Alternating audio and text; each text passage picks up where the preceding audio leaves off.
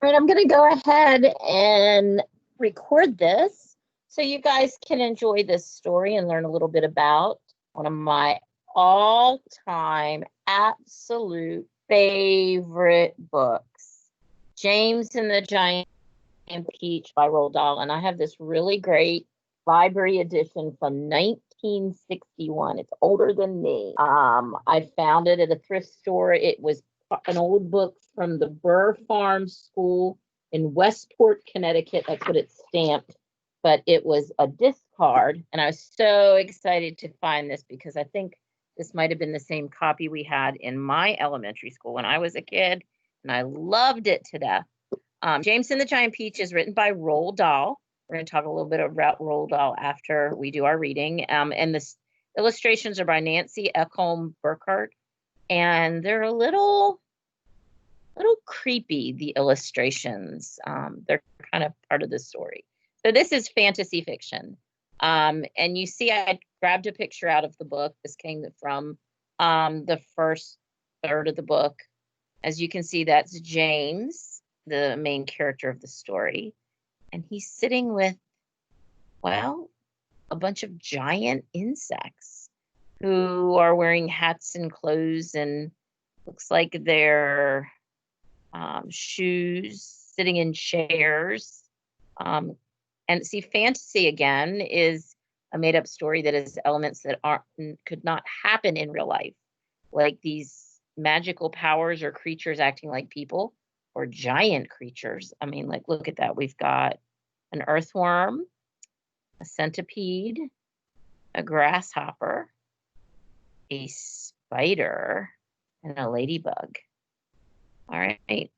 So here is the title page. I don't have the original cover of the book. If you could see, it's actually imprinted with the picture right there on the paper of James surrounded by this wreath. And if you look carefully in the wreath are all of the different bugs, the grasshopper. Now right here, I think this is the silkworm, ladybug, earthworm. Oh no, this is the silkworm. This must be the glowworm.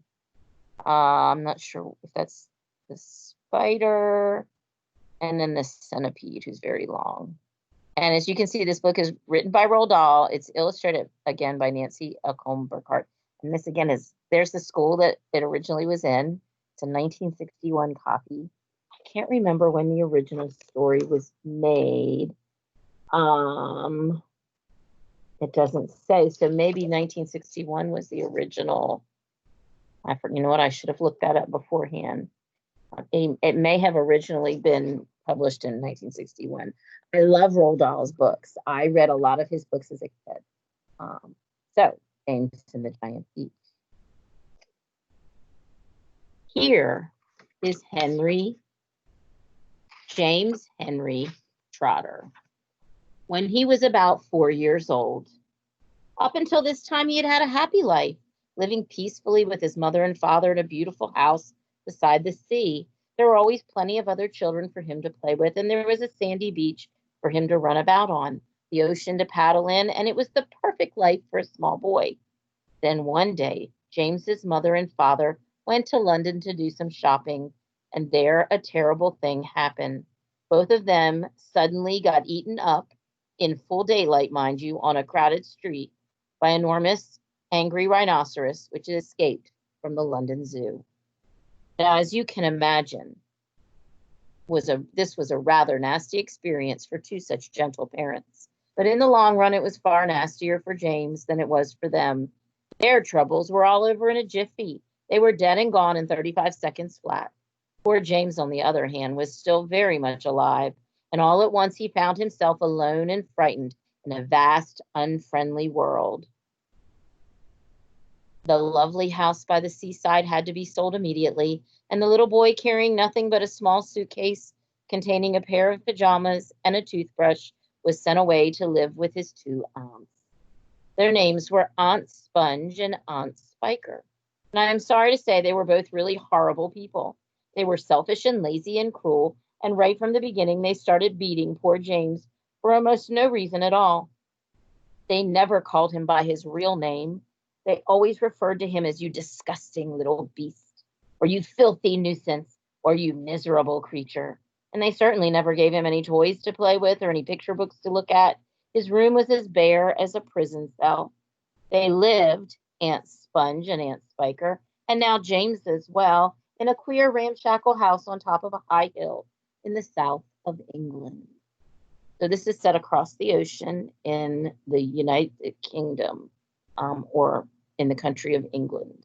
The hill was so high from almost anywhere in the garden that James could look down and see for miles and miles across a marvelous landscape of woods and fields. And on a very clear day, if he looked in the right direction, he could see a tiny gray dot far away on the horizon. And if you look real carefully, there is the gray dot, which was the house that he used to live in with his beloved mother and father. And just beyond that, he could see the ocean itself, a long, thin streak of bluish black, a line of ink beneath the rim of the sky. But James was never allowed to go down off the top of the hill. Neither Aunt Sponge or Aunt Spiker could ever be bothered to take him out herself, not even for a small walk or a picnic, and he certainly wasn't permitted to go along. "The nasty little beast will only get into mischief if he goes out of the garden," Aunt Spiker had said, and terrible punishments were promised, such as being locked up in the cellar with the rats for a week. If he ever so much as dared to climb over the fence, the garden, which covered the whole top of the hill, was large and desolate, and the only tree in the entire place, apart from a clump of dirty old laurel bushes at the far end, was an ancient peach tree that never gave any peaches. There was no swing, no seesaw, no sandpit, and no other children were ever invited to come up the hill to play with poor James. There wasn't so much as a dog or a cat to keep him company.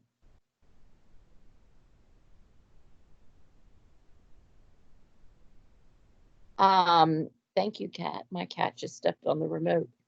And as time went on, he became sadder and sadder and more lonely.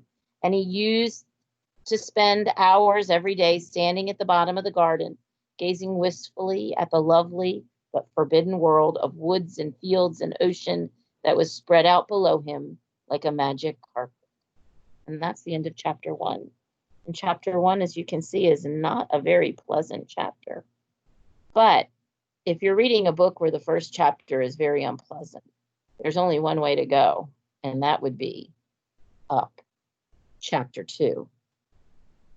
Here is James Henry Trotter after he had been living with his aunts for 3 whole years, which is when this story really begins, and he's 7 years old. For now there came a morning when something rather peculiar happened to him, and this thing, which, as I say, was rather peculiar, please don't step on the again, Sophia,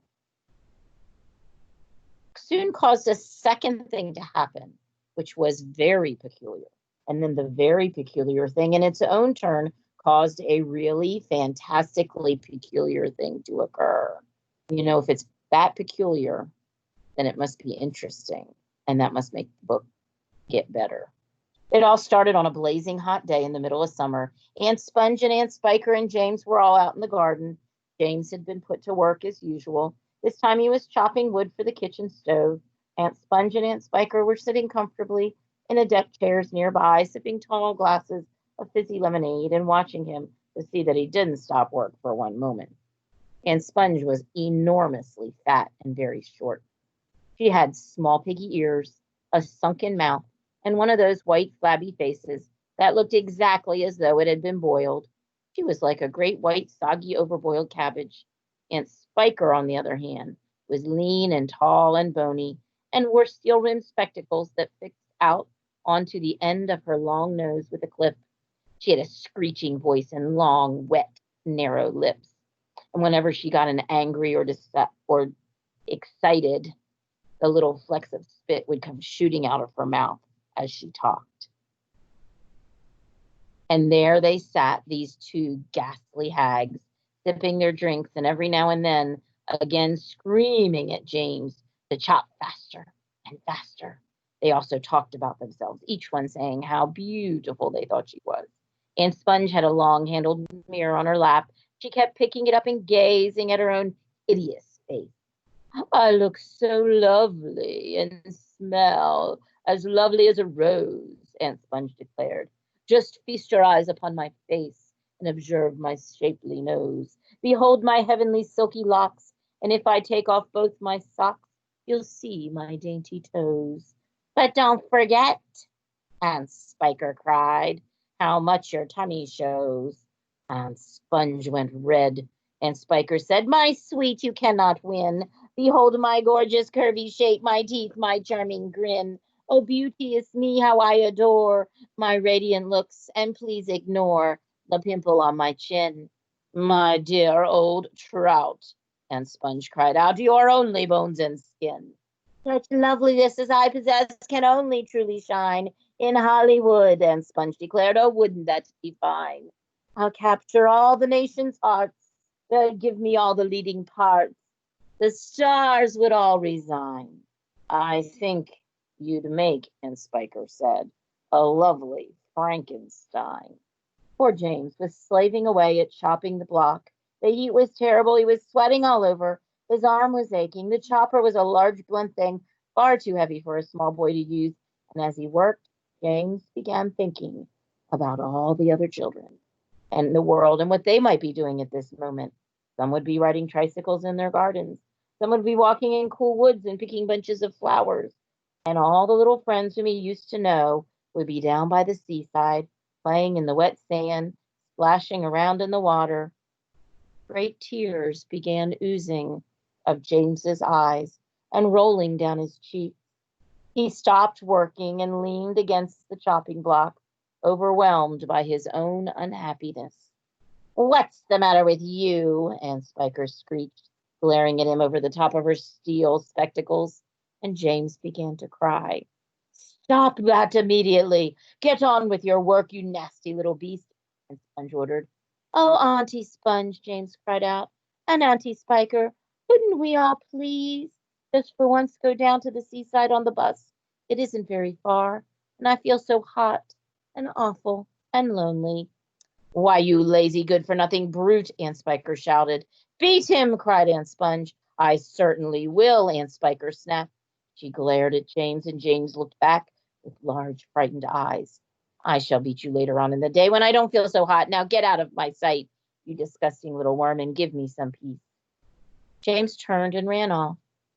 He ran off as fast as he could to the far end of the garden and hid himself beneath a clump of dirty old laurel bushes that we mentioned earlier on, and then he covered his face with his hands and began to cry and cry.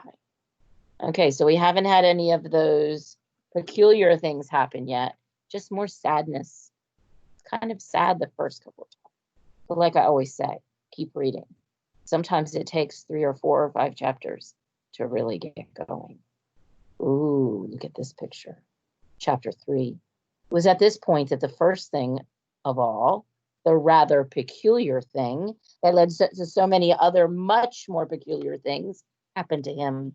For suddenly, just behind James, heard a rustling of leaves, and he turned, and he saw an old man in a crazy dark green suit emerge from the bushes. He was a very small man, and he had a huge bald head and a face that was covered all over with bristly black whiskers. He stopped what he was doing.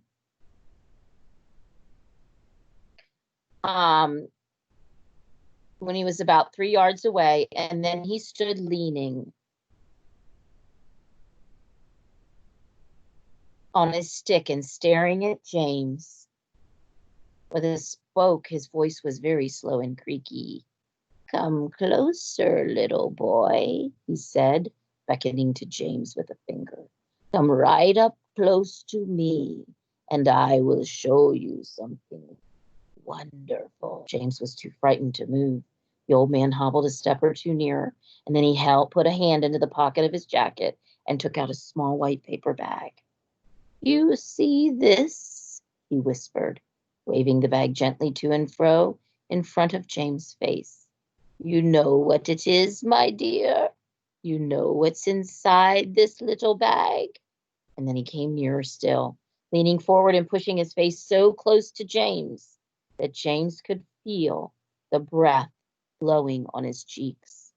The breath smelled musty and stale and slightly mildewed, like air in the old cellar.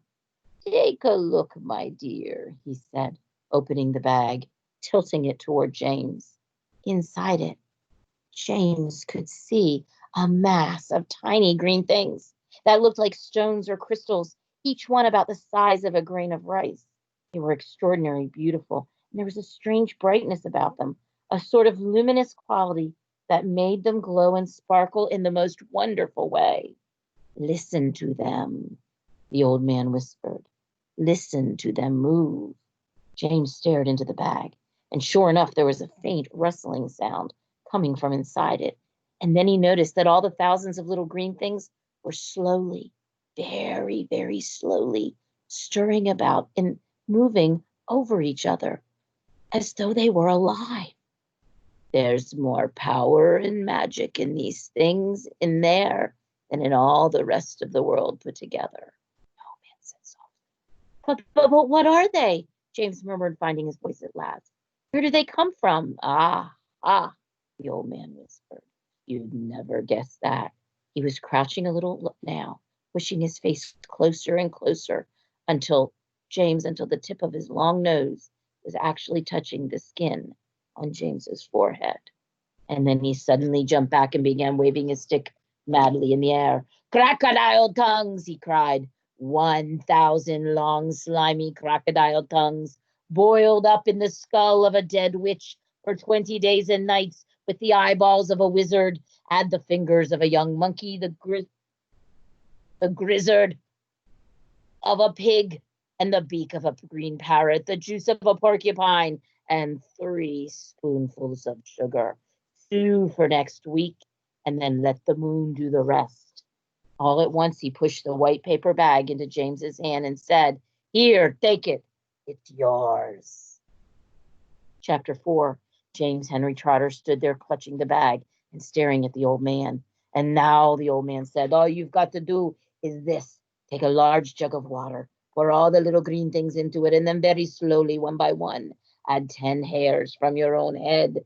That's all that sets them off. It gets them going in a couple of minutes. The water will begin to froth and bubble furiously. As soon as that happens, you must drink quickly all down, the whole jugful in one gulp, and then you, my dear, will feel it churning and boiling in your stomach.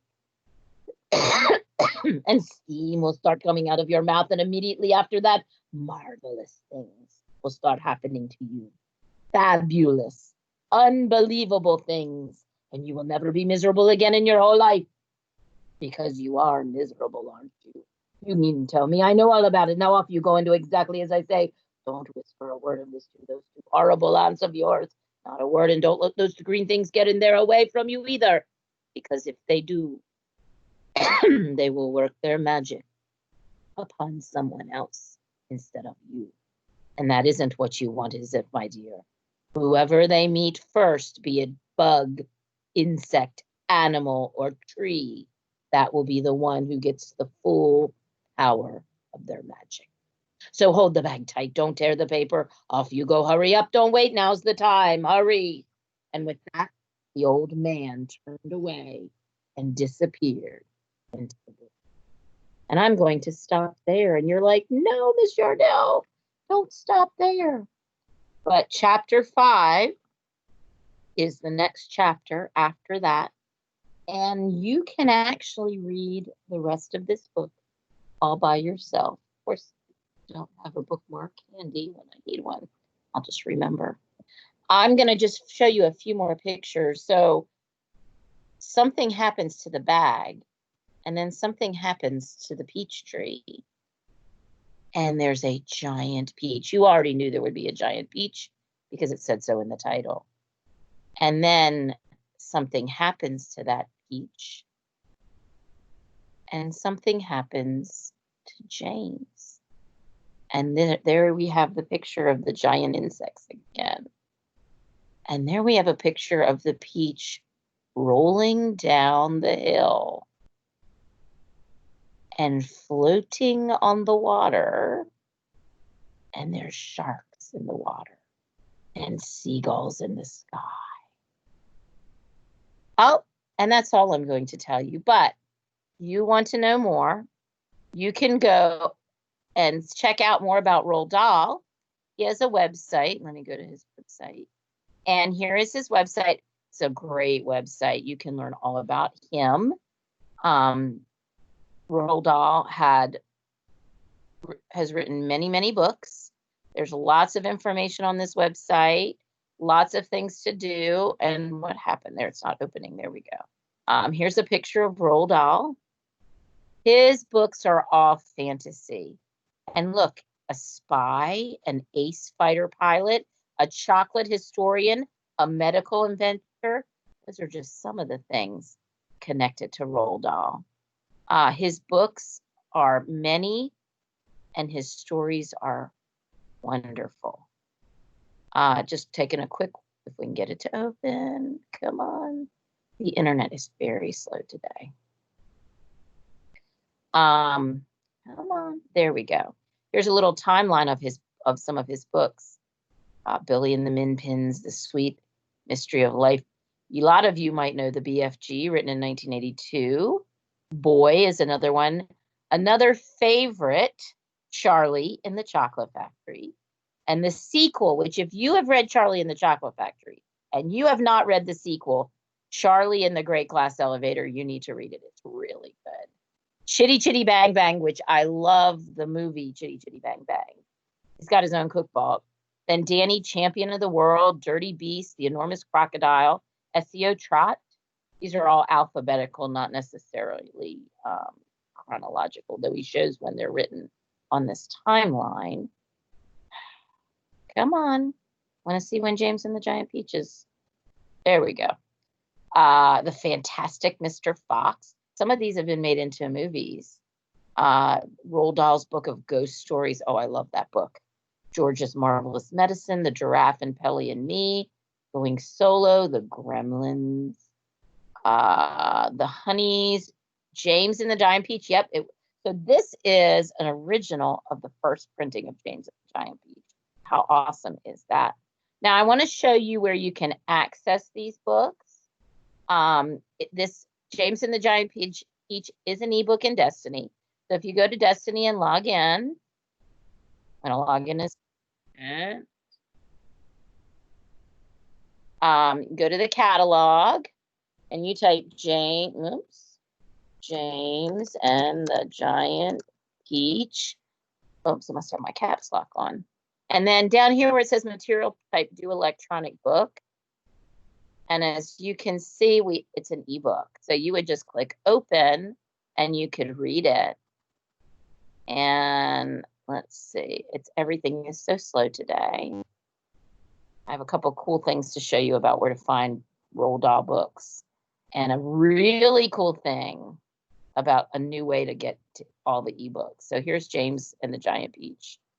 And it's not opening well. There we go. Okay. I wonder if it doesn't have any pictures.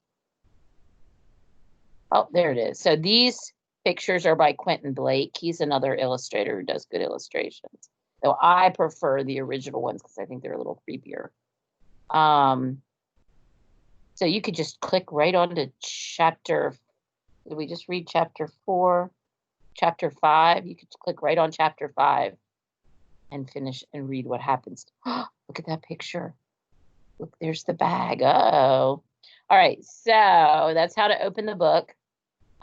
There's also, I believe we also have Matilda. If you search Roald Dahl books, I believe we have Matilda, which is another book you might know from, they made a really good movie out of that one. Now, you can also find his books in NCY's Al. You go to the elementary zone you can find a book about Roald Dahl in NCY's Al. Let me correct myself. There is a biography about Roald Dahl. If you want to know more about his life, you can find it in there. There we go, Roald Dahl. Oh, there's 1, 2. Oh, that's more than the game. I think The internet must be working really crazy because I didn't know there were that many. It only came up one before. So there's 3. Oh, well, but it says 9 books. So wait a minute. Oh, Barry the Loser. Oh, it's apparently those are by, how are those by Roald Dahl? Oh, it's not by Roald Dahl, but it's by a guy who won the Roald Dahl Award. That's why they're coming up. He won the Roald Dahl Award. But there are some books about Roald Dahl. Now, the cool thing is we have something new that's starting that is amazing. You guys go to the Forsyth Public Library and you read books. We have a new thing called SORA. And right here, I've put a link to a video, which I'll post for everybody else to use as well. It takes you to a place called, it takes you and shows you about a new app called SORA. And this app is going to allow you to access all the ebooks at Union Cross, all the ebooks that our county has that you can access, plus all the ebooks in your Forsyth County Library, NC Digital Kids Library, all kinds of other libraries that you have access to.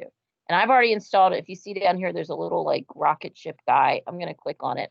And that's going to open My SORA. Now, My SORA is an adult SORA, so you may see a few adult books listed. But when I go up here and to search, I have added, so we're Winston-Salem Forsyth County Schools. I've also added the Forsyth County Library and the North Carolina Digital Public Library. I can add other libraries, but those are the ones I've added right now. So I'm going to go in here and I'm going to search for Roald Dahl. And you're going to find that Forsyth, there's a bunch of his books. Look, Matilda, the BFG, Charlie and the Chocolate Factory, The Great, there's James and the Giant Peach. Now, these all say place a hold and add to list. So you can, obviously, they're already checked out. Now, here I could borrow The Great Class Elevator. It's available. And you could see more. It's going to keep showing you results. Oh, they also have, I don't know what Horror Henry is or why that one's coming up. He must be an award winner. Now, I can also look at the results. Oops, I accidentally backed up too far. Let me type that in again. I love it. It remembers what you've typed, so you don't have to keep typing it over and over again. We also have the NC Digital Library that you can read all of these books from. Here is The Wonderful World of Henry Sugar and 6 more. Oh, I loved that book growing up. It's full of short stories by Roald Dahl. That was another one of my favorites. Here are 2 Who Was books that you can check out. Matilda, BFG, Charlie and Chocolate Factory. There's more. I think they also have James and the Giant Peach. Yep, there's James and the Giant Peach. The Witches. Oh, that's another good one. They made a movie out of that too. There's Fantastic Mr. Fox, George and the Marvelous Machine. The Twits. Oh, that's another good one. They're all good. He's got a twisted kind of fantastical sense of humor. There's James and the Giant Peach. And when you see the little headphones, that means it's an audiobook and you can listen to it. There's The Boy. There's biography, another biography. And I don't know why that one keeps popping up. All right, so I'm sorry no one joined me this week. I hope somebody gets to watch this. And I hope you guys enjoyed learning about Roald Dahl. I hope you all have a good summer. And I hope you keep reading. And if you need anything over the summer, just email me. Bye.